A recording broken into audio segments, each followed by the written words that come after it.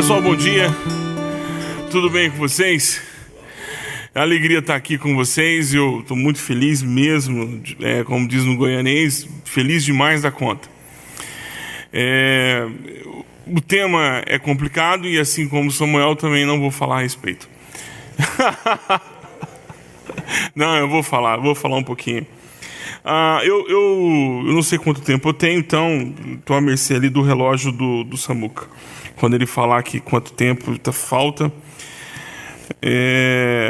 A gente tem um desafio muito grande no Brasil, que é fugir do lugar comum, né? Infelizmente, a gente tem alguns irmãos que insistem em viver no lugar comum da fé, que é bater em coisa que não sabe, para poder falar da coisa que não se viu. Acho que um pouquinho de terapia, um abraço de um pai, metade das postagens no Facebook não aconteceriam. E a outra, se o cara tivesse um emprego, aí já mataria tudo, entendeu? Acho que 50% é falta de abraço, outros 50% é falta de uma enxada mesmo, um lugar para capinar, as coisas todas. Eu acredito na internet como meio de propagação do reino de Deus. Essas ferramentas, elas mais ajudam do que atrapalham.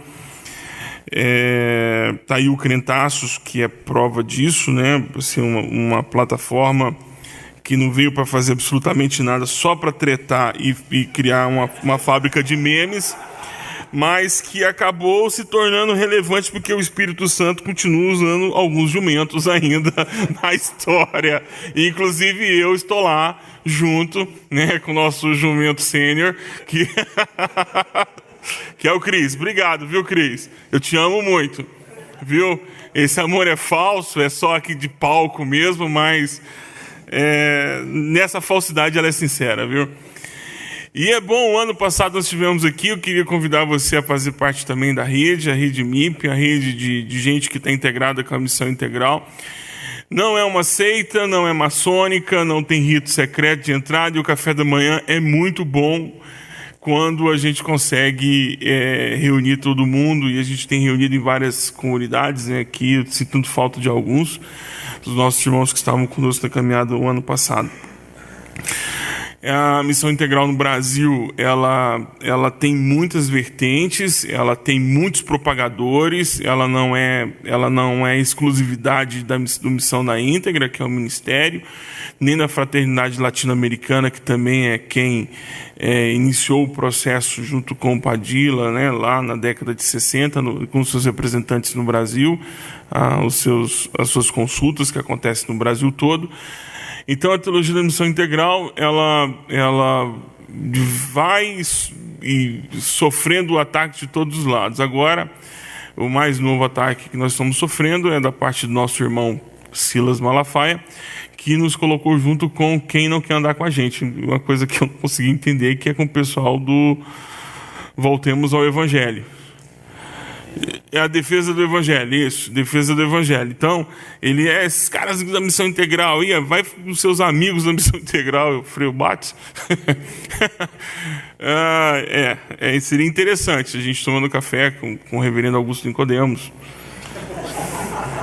Quem sabe? Né? Já que o Silas falou, né, criamos essa palavra profética, né? Com o Hernandes a gente já tem sentado, com o Antônio Carlos, mas deixa pra lá. Então nós, assim, somos muitos. Eu fico feliz por estar sendo recebido numa igreja presbiteriana do Brasil. Tenho um carinho muito grande por essa denominação no Brasil. Uma das igrejas que apoiam o MPC ainda no Brasil, e ainda por conta da Mocidade para Cristo em Goiânia, que é muito ligada à igreja presbiteriana primeira, né? A primeira igreja presbiteriana. E o Carlinhos Veiga e tantos outros que foram influência na minha juventude e na minha vida ali em Goiânia, na militância com o trabalho com juventude e o trabalho estudantil. Eu fui alvo e fui conquista do trabalho estudantil no Brasil. Então eu sou muito grato à MPC por conta dos clubinhos bíblicos. Eu fui alcançado para Cristo por meio de um clubinho bíblico na minha escola, onde eu estudava. E sou muito grato à Igreja Presbiteriana, porque ela foi a única que pôs a mão no arado e bancou financeiramente esse ministério. Então, de certa forma, os irmãos foram responsáveis por ter sido alcançado por Jesus. Obrigado, viu? Aí o meu agradecimento. E alguns irmãos lá devem estar pensando: nossa, nós fomos ocupados. Se soubéssemos. Eu amo você, índio.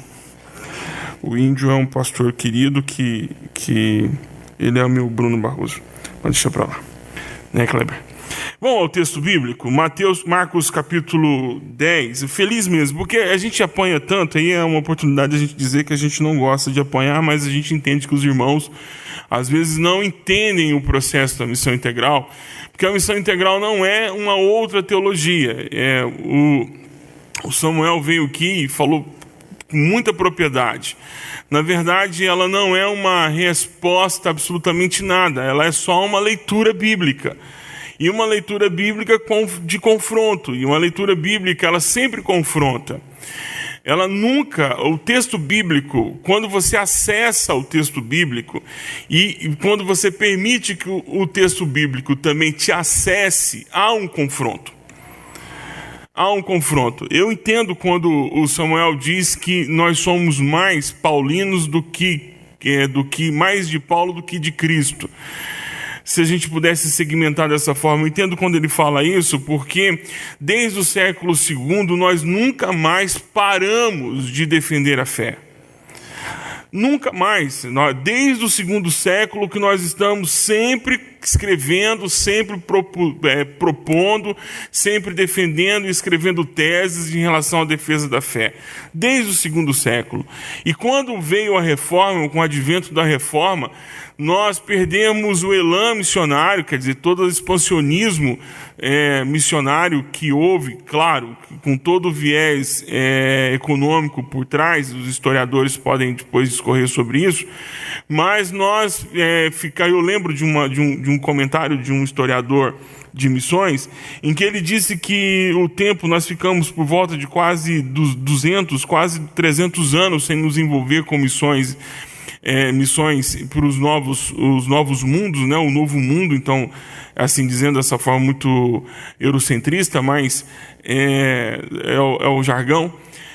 Ficamos sem nos envolver com a evangelização porque nós estávamos primeiro tentando nos defender, mantermos-nos vivos, né? No período da reforma, e nos matando.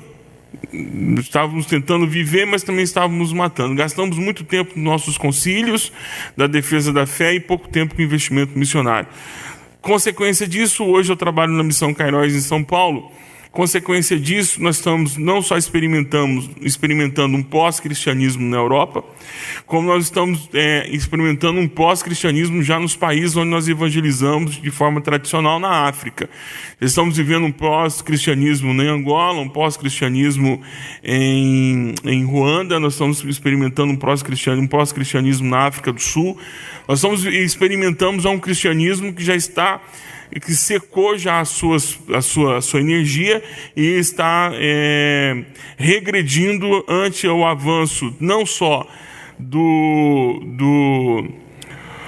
islamismo, que é um avanço de uma outra religião, como também o avanço da não religião. Não preciso nem dizer da América, a situação da América, a situação entre os irmãos americanos. Não precisamos nem dizer isso, não precisamos falar o quanto o evangelho está combalido. O Brasil já não é mais um celeiro de missões, no máximo uma sacola.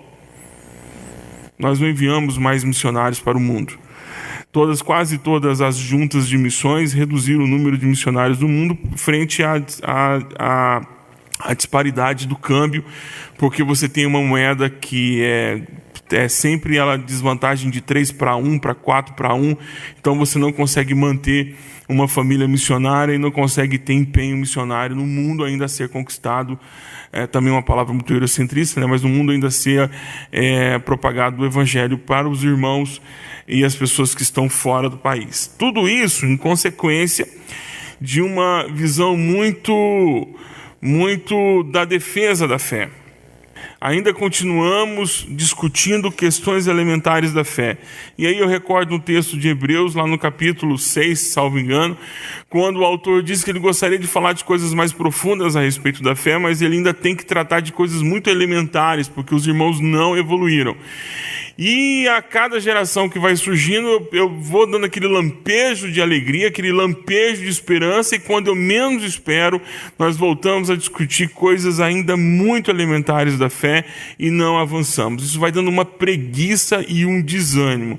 Quando nós ainda vemos um mapa do mundo, é um mapa que nós não temos, por exemplo, crianças que conseguem enxergar. O caso de Senegal, que é um caso que a gente conhece muito, de cada 10 grávidas, 7 morrem, de cada 100 crianças, as crianças quase por volta de 80, 85 crianças não conseguem chegar ao 4º mês de vida. Isso é aqui, irmão. Senegal está a poucas horas de viagem daqui do Brasil. Guiné-Bissau, que é outro lugar onde nós temos base de trabalho, com 10, hoje em torno de $15, você mantém uma criança na escola comendo 4 refeições por dia durante 30 dias. É muito pouco, mas parece que nós não estamos mais sensibilizados.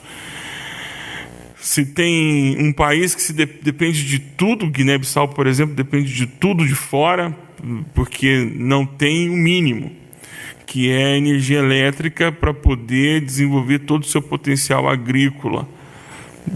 Isso, alguém está ganhando com isso, alguém tem interesse nisso. Então, o Evangelho tem que confrontar esses ambientes. Então, nós somos um lugar nós temos os nossos próprios problemas dentro da nossa própria cozinha, mas nós não podemos deixar de fechar os olhos para a realidade do mundo. Nós teremos esse ano no Sudão do Sul aproximadamente 22 milhões de pessoas vão morrer de fome. Foi propagado aí na internet, aquela coisa toda. A situação está muito feia. Ontem o comissariado da ONU para a questão da fome fez um alerta que nós precisamos investir $300 milhões para estancarmos a fome no seu grau mais profundo. Quando o mundo em 2008 foi socorrido com mais de $10 trilhões para manter toda a estrutura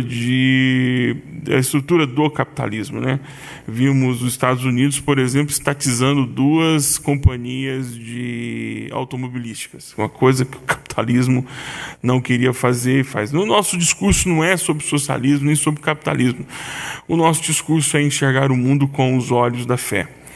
E esses olhos, eles estão vendo coisas. Quando eu entro, e já vou no texto, quando eu entro em debate com algumas pessoas sobre a questão, porque sempre vai por esse... Nós temos hoje, qualquer discussão você termina apontando Hitler, né? Aquele fator Hitler da discussão, né? E Hitler, aí se acaba a discussão, é chutar o pau da barraca e tal. E outro ponto da discussão agora e Marx, e Karl Marx, marxismo cultural. Então, aí é o discurso do pombo, né, do tabuleiro de xadrez. Então, eu, quando chega nesse ponto, eu faço uma pergunta. Ok, qual é a sua resposta para a questão da pobreza? Porque ela é real. Ela pode não fazer parte do teu mundo, ela pode não estar próxima a você, mas ela é real. Ela existe, isso não é um dado ficcional, é um dado real. É um dado. E o pobre? O que você tem a dizer? Não, todos deram para todo mundo o mesmo nível de oportunidade. Ok. Você acha isso mesmo? É sério que você acha que todo mundo teve a mesma oportunidade que você? Todo mundo começou no mesmo ponto de largada? Que é preguiça apenas?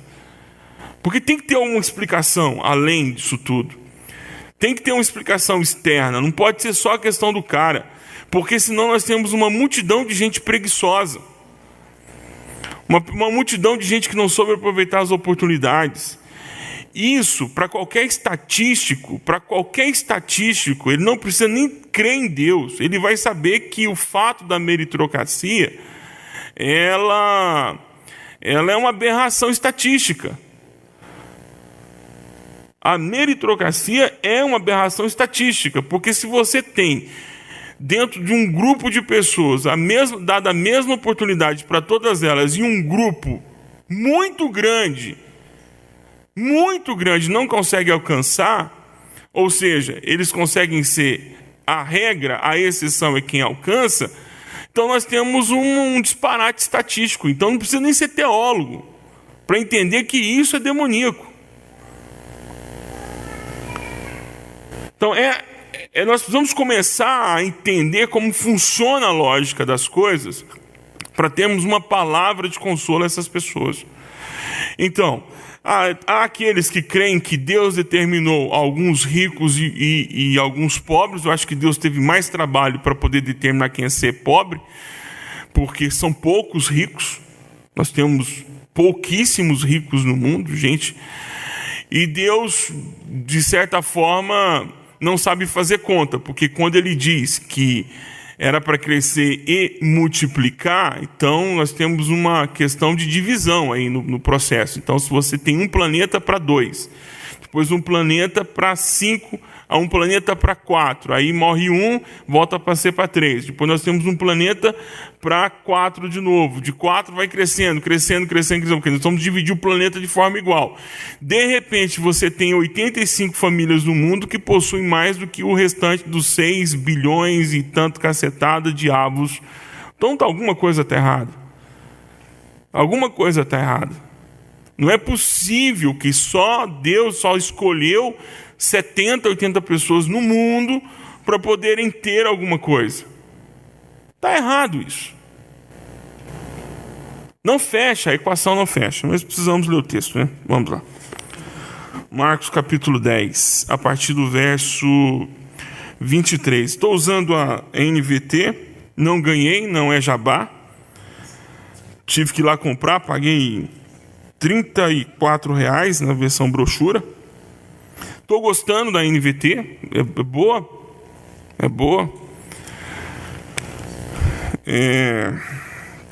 Estou aqui com alguns teólogos, né? O pessoal como é que é o nome da faculdade mesmo? É a faculdade FATEV. Estou entre luteranos, então a gente tem que ir com muito cuidado no que a gente fala, porque os irmãos são luteranos. No sentido lato da palavra, né? Então, foram os irmãos que provocaram tudo isso que a gente está vivendo agora, porque leram a Bíblia, né? Então, os irmãos sabem o que fazem. Vamos lá. Jesus olhou ao redor e disse aos seus discípulos... perdão, dei a referência errada, hein? 46. Não vou falar de dinheiro, não. Então chegaram a Jericó. Quando Jesus e seus discípulos saíam da cidade, uma grande multidão os seguiu. Um mendigo cego chamado Bartimeu, filho de Timeu, estava sentado à beira do caminho. Quando Bartimeu soube que Jesus de Nazaré estava perto, começou a gritar: Jesus, filho de Davi, tenha misericórdia de mim. Muitos lhe diziam aos brados: cale-se. Ele, porém, gritava ainda mais alto: Filho de Davi, tenha misericórdia de mim. Quando Jesus o ouviu, parou e disse: falem para ele vir aqui. Então chamaram um cego. Anime-se, disseram, venha, ele o está chamando. Bartimeu jogou sua capa para o lado, levantou-se de um salto e foi até Jesus.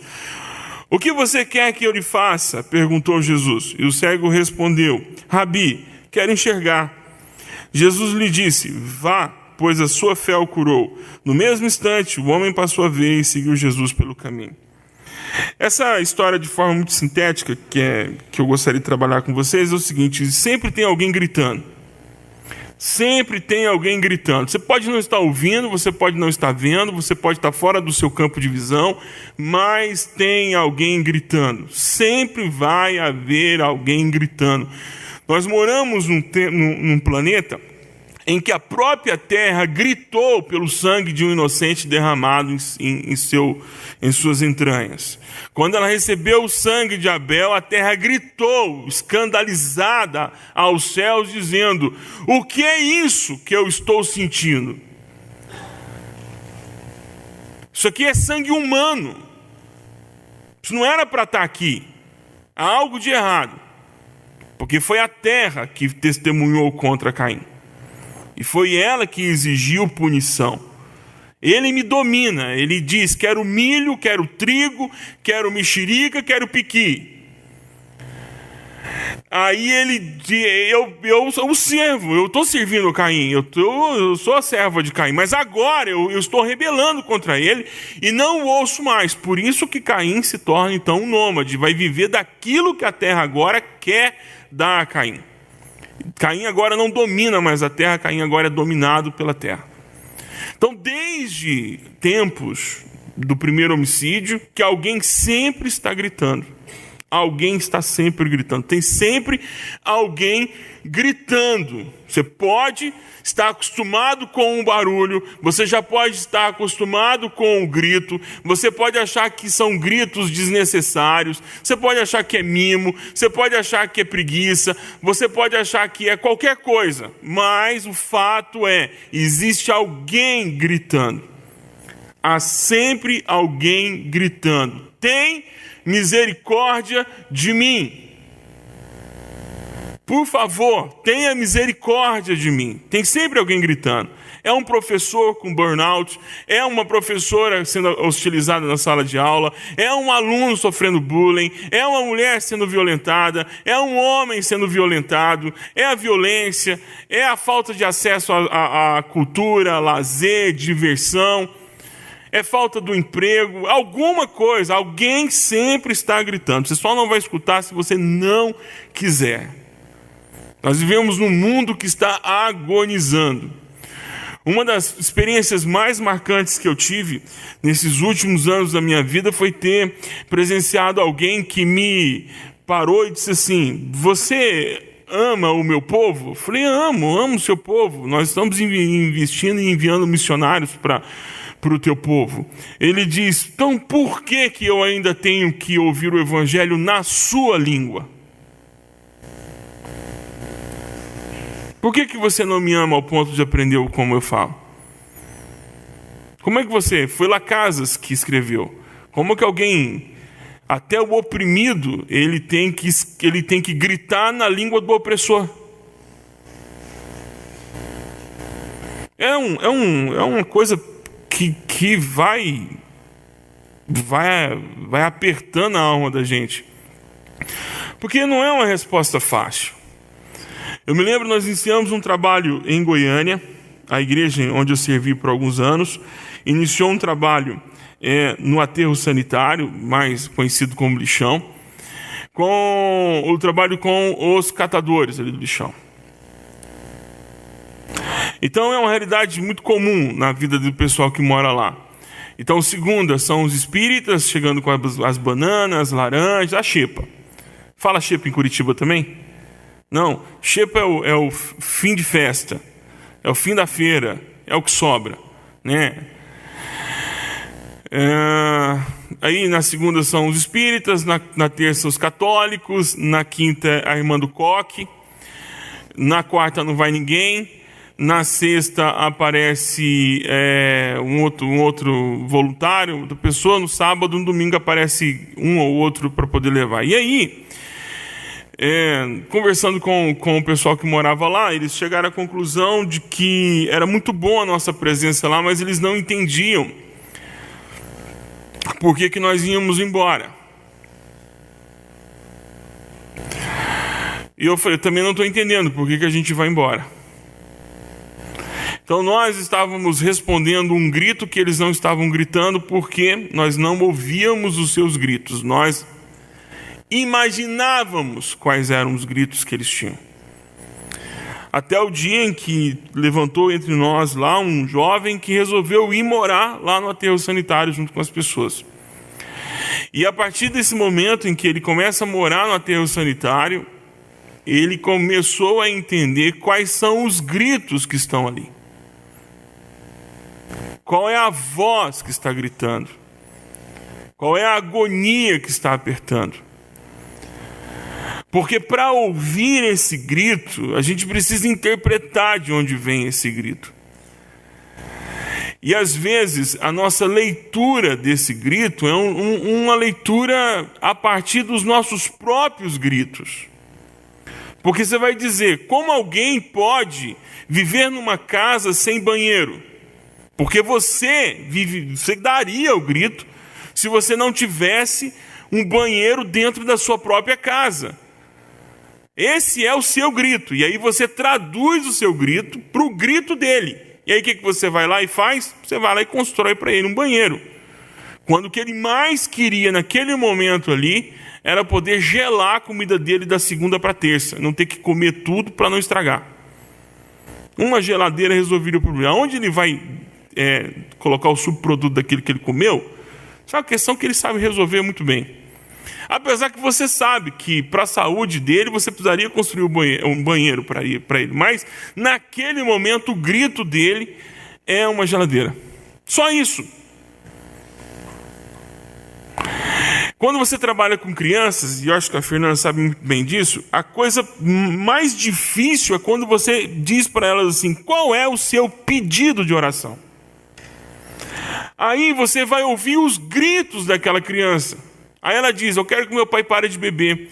Eu não queria que a minha mãe continuasse usando drogas. Eu queria que meu irmão parasse de me passar a mão nos meus órgãos sexuais. Né? Eu ia falar outra coisa aqui, mas eu não sei se os irmãos estão gravando ali. E eu não tenho vocação para o capelete. Então, eu vou devagar, vou na minha toada. Conservadora, tradicional. Então, você tem que ouvir o grito que está acontecendo ali, porque você supor o grito do outro a partir do seu grito é, de certa forma, uma maneira mais amorosa, mas ainda de dominação.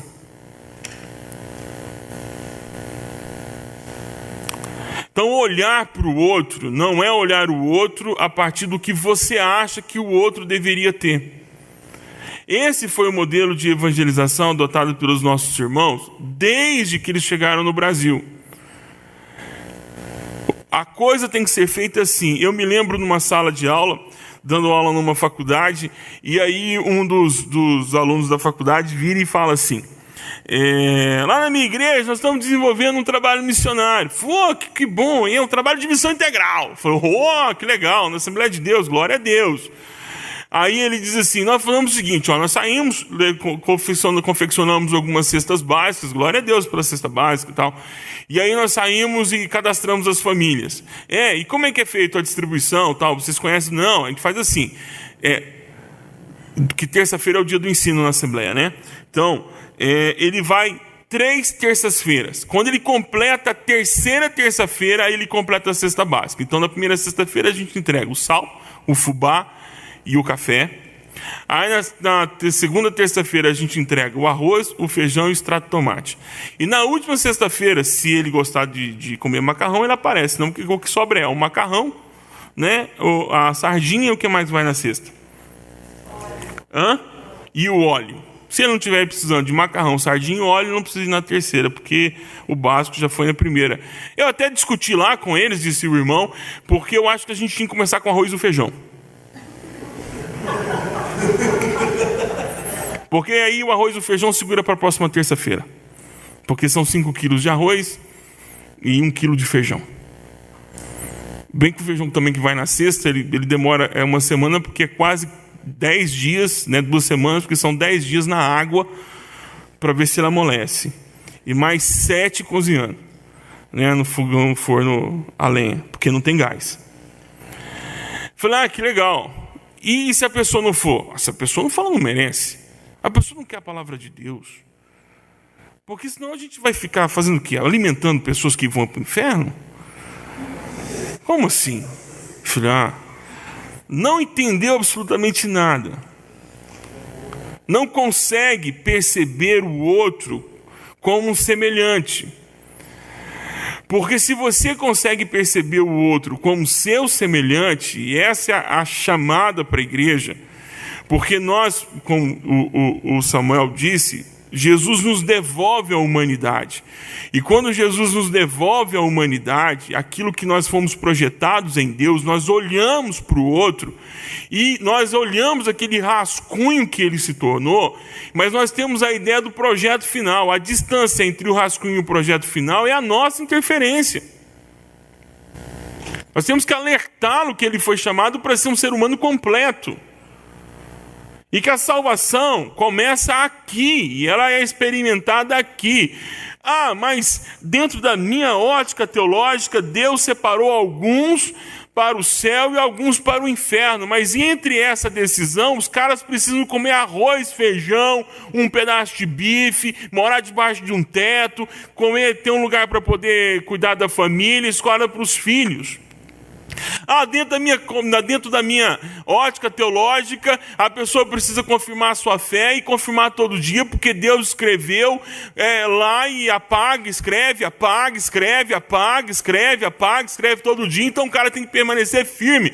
Então que seja assim, enquanto Deus ainda não decidiu se o cara está dentro, se o cara está fora, se o cara está dentro, se o cara está fora, enquanto Deus não decidiu, ele tem que comer, ele tem que ter teto, ele tem que ter esgoto, ele tem que ter asfalto, ele tem que ter educação de qualidade, porque enquanto a coisa não acabou, isso aqui é responsabilidade nossa. Não é para terceirização, chega doeu aqui agora. São palavras que a gente tem que falar um pouco devagar, elas saiu rápido, igual quando a gente engole Coca-Cola de uma vez.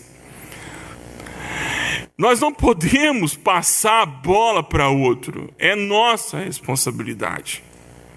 Por quê? Porque a nós foi dado o mistério do reino. Por isso. Porque a igreja do Senhor Jesus possui a revelação. Então alguém gritando. Tem alguém gritando. E sempre vai ter alguém tentando destoar o grito. Cala a boca! Você é pobre porque você não se esforçou. As estruturas estão aí para você servir e se servir bem. Você não foi atrás porque você não quis. Eu conheço um negro que estudou em Harvard. Amém. Você conhece um, eu queria que você conhecesse 10, 15, 25, 50, pau a pau. Mas você conhece um e conhece que esse um, tipo assim, aquela ideia, passou um boi, você passou um boi e passou uma boiada. Não passa uma boiada, meu irmão. Eu sou oriundo de escola pública. Eu sei o que é ir para a escola. E quando você chegar na escola, o professor não apareceu. E aí o professor que é da outra aula, aí vai subir a outra aula, e quando você chega em casa, a mãe pergunta, por que você está tão cedo em casa? Acabou a aula, não tinha professor. E eu sei que você não completar o currículo. Geometria. Eu só fui saber o que era geometria quando meus filhos começaram a estudar. Eu nunca cheguei no final do livro. Quem aqui, escola pública, pelo menos no estado de Goiás, precária, abandonada, a serviço de não sei quem? Eu sou oriundo da escola pública, eu não me lembro de ter chegado ao final de qualquer coisa na minha vida, porque nós não tínhamos professores, nós não tínhamos estrutura, nós não tínhamos nada. Como que alguém pode dizer, de cara limpa, que a Universidade Federal era algo tão provável para mim como é provável para quem estava estudando 230 horas letivas durante um ano? Eu mal conseguia ter 70 no semestre. Como é que eu ia conseguir chegar e competir pau a pau com o cara? E aí eu me lembro, pastoreando lá uma igreja em Goiânia, uma igreja grande. E aí a irmã lá, uma do pessoal da equipe de limpeza, E aí ela traz a filha no gabinete, desesperada, falou: pastor, põe juízo na cabeça dessa menina. Eu falei: meu Deus do céu, com quem que você está querendo ter um filho, minha filha? Qual é o nome desse traficante? Não, ela quer fazer medicina, pastor. Fala para ela que ela é pobre, que ela tem que fazer pedagogia.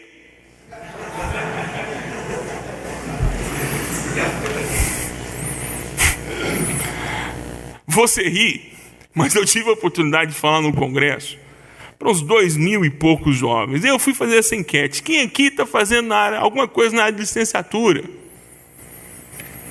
Aí levantou uma pessoa lá no fundo assim: qual área, meu filho?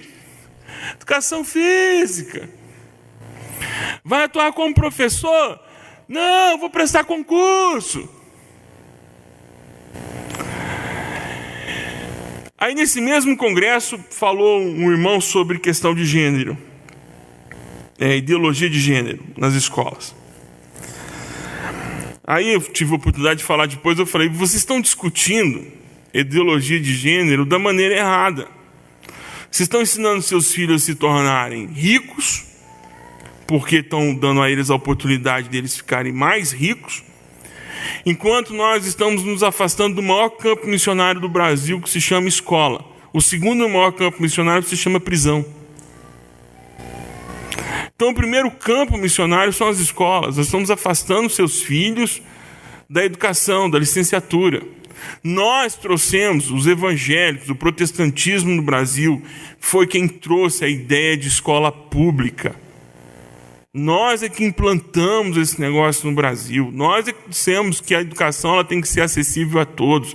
Nós inventamos a escola bíblica dominical para ensinar crianças a lerem e a escrever. Dar oportunidade tanto para meninas como para meninos de terem oportunidade de ensino. Nós trouxemos isso para o Brasil e nós é que estamos entregando isso para Deus sabe quem. Quando nós nos afastamos disso. Por quê? Porque alguém sempre vai dizer para você: cale-se.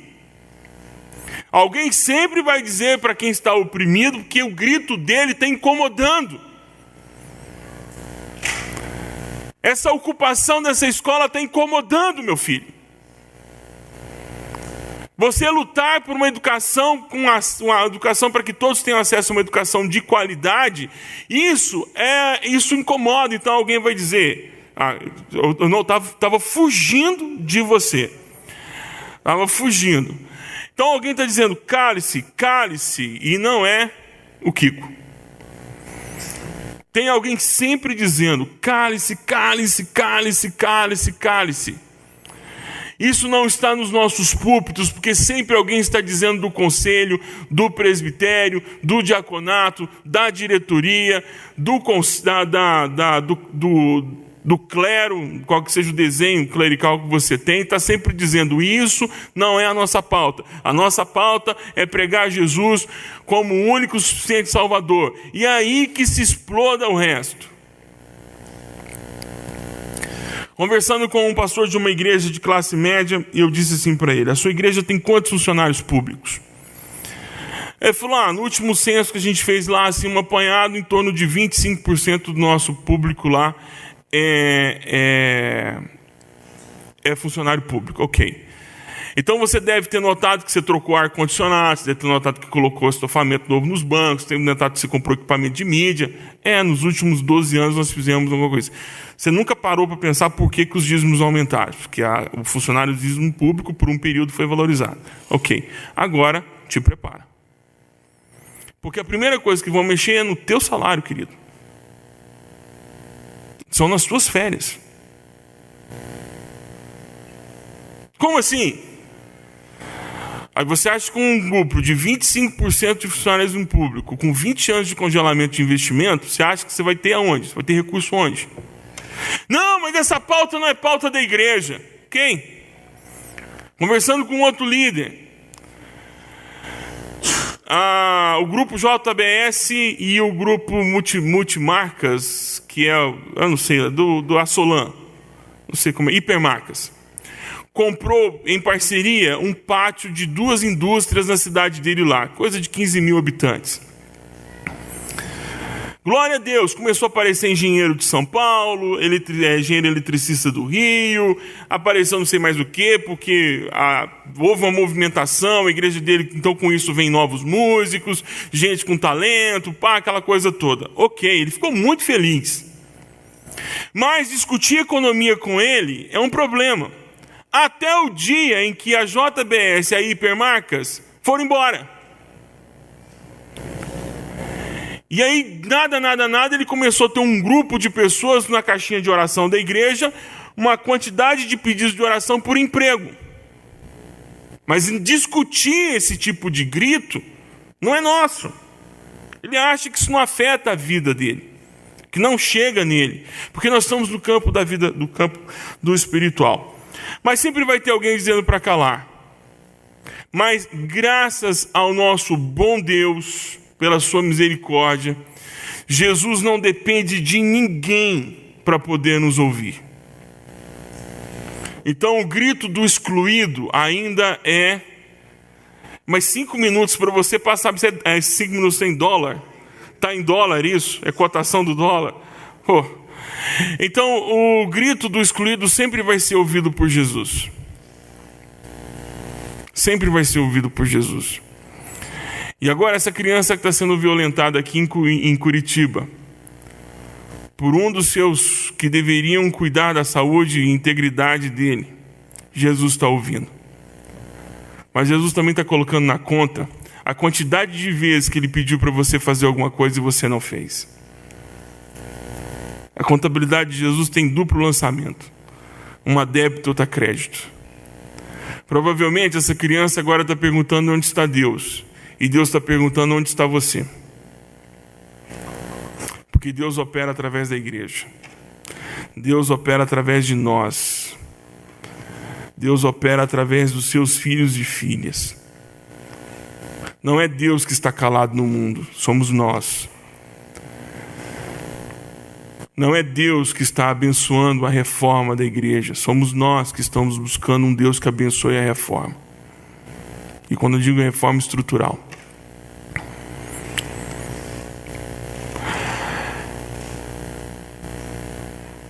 é Deus que pergunta para a criança: por que você quer que eu te faça? Ela diz: eu só quero comer.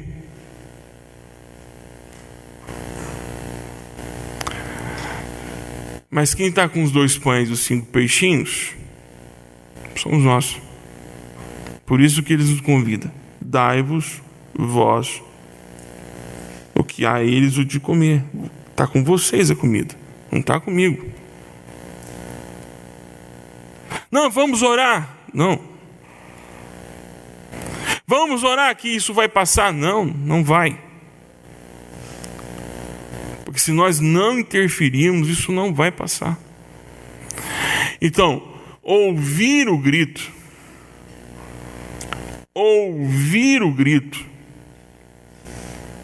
é tarefa nossa. Só pelo título, o livro do John Stott já valeria a leitura, mas vale a leitura de qualquer forma. Ouça o mundo, e aí você vai ouvir o Espírito. Vamos ouvir o que esses irmãos estão falando. Vamos ouvir o que essa gente está gritando. Vamos fazer isso por graça e por misericórdia. Vamos fazer isso porque a gente entendeu que se a gente não fizer isso, não tem razão da gente estar aqui. Porque nós não podemos viver um evangelho que sustenta o nosso estômago. Chega. Um evangelho que está aí só para suprir as nossas carências. Um evangelho que existe só para cumprir tabela. Irmãos, eu vou dizer isso, eu digo isso em nome de Jesus e falo isso com muito temor e muito tremor. Jesus vai passar o rodo na igreja no Brasil. Jesus vai passar o rodo, meu irmão. Jesus vai passar isso aqui a limpo. Vai passar isso aqui a limpo. A nossa casa já caiu. Isso é questão de dias. O Senhor Jesus não vai mais permitir que a igreja dele no Brasil se prostitua mais ainda. Dias de Babilônia estão prometidos para nós, meus irmãos. E vou dizer uma coisa para você: vai ser difícil ser cristão nesse país. Vai custar muito caro essa servengoice de vida que nós levamos até hoje. Vai custar muito caro para nós. E vou dizer uma coisa para os irmãos. Vou dizer para os irmãos e falo isso debaixo de muito temor e muito tremor. Muito temor e muito tremor. Nós seremos o escárnio dessa nação.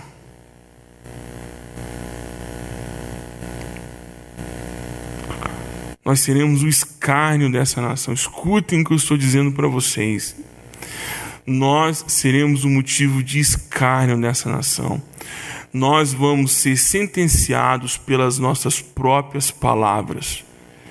Escárnio, as pessoas falarão para nós aquilo que nós prometemos que nós faríamos e nós não fizemos. O ímpio vai esfregar na nossa cara o texto bíblico e a interpretação vinda do alto, para provar o quanto nós fomos estúpidos, o quanto nós fomos negligentes e promíscuos com a verdade da palavra. Aquilo que aquele jovem me disse: você me ama, ama a minha nação, por que você não interpretou o texto bíblico? Essa nação vai dizer para a gente: vocês sabiam o que a gente tinha que fazer e não nos disseram o que tinham que fazer. Vocês se aliaram com Satanás contra nós, e agora nós vamos contra vocês. Em nome de Jesus, que não seja na nossa geração, mas isso vai acontecer, em nome de Jesus. Infelizmente, digo isso com muito temor e muito tremor. Amém? Vamos orar? Queria que você orasse por você agora. Queria que você fizesse um exame mesmo, assim, sabe? Fosse lá para Jesus, o Espírito Santo, falar assim: poxa, Espírito Santo, no que eu tenho que ser o protagonista? Porque a gente sempre está tentando encontrar o protagonismo alheio, né? Mas eu quero ser o seu. O que você pode interferir agora? Talvez a sua ação é muito simples, é só perguntar para a tia da faxina, lá no seu trabalho, o que você pode fazer por ela? Ela vai dizer: não, está tudo bem. Eu falo: não, é sério, não é só perguntar, eu quero saber o que eu posso fazer pela senhora, o que está precisando na sua casa. Aí você começa a elencar, dentro do seu casamento, com seus filhos, sua despensa. Uma hora ela vai dizer, ela vai ver que você está interessado. Talvez é só isso que você precisa fazer. Mas talvez você precise montar uma casa de recuperação, quem sabe? Uma casa para acolher mulheres em estado de violência. Quem sabe? Seja isso que Deus pediu para você fazer. Não sei. Vai ser você e o Espírito Santo agora. Vamos falar com Ele.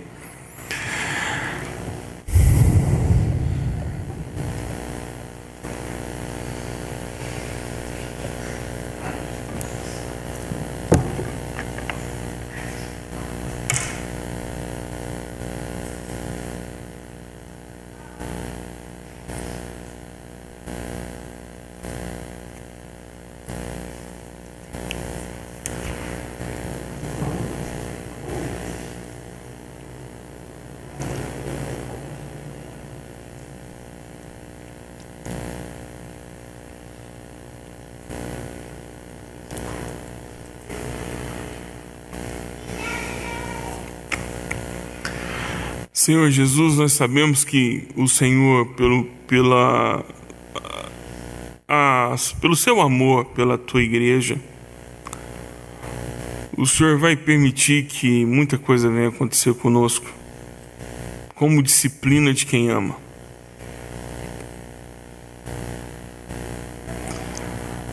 Eu sei que isso é difícil de dizer para o Senhor agora aqui, mas no que a gente tem que...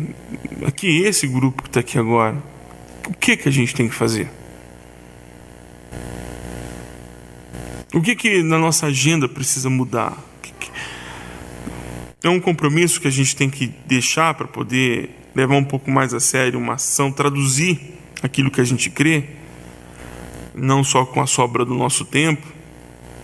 Será que eu vou ter que diminuir minha carga horária de trabalho e daí ganhar menos para poder investir mais tempo em alguma ação?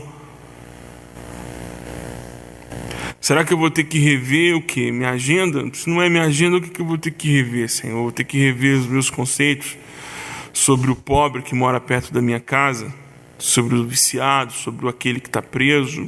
O que eu preciso fazer? O que eu preciso diante do Senhor restabelecer? Eu preciso entender isso, porque eu não quero ser encontrado. Não quero ser encontrado no dia da tua visita a essa nação.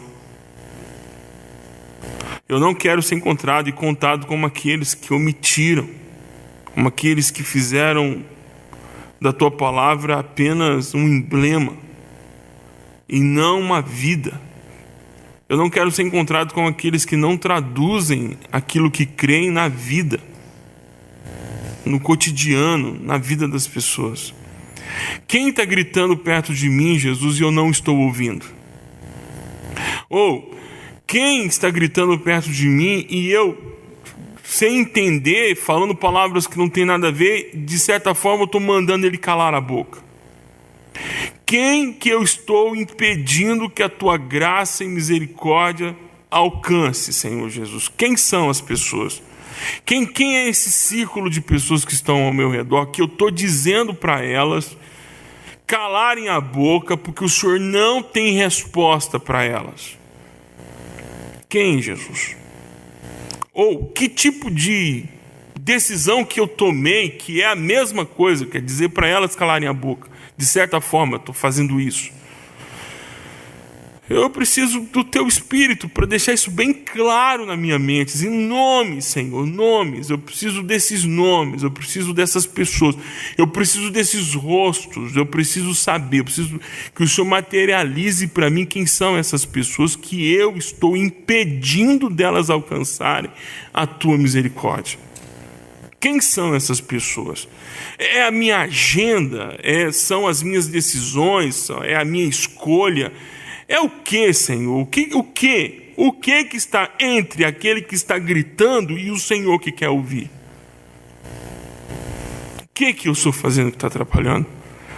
Eu te peço, por amor, Senhor, por favor, por graça, pelo teu Santo Espírito, não só a mim, mas revela também aos teus filhos e filhas que aqui estão. No teu nome nós oramos. Amém. Amém. Valeu, pessoal.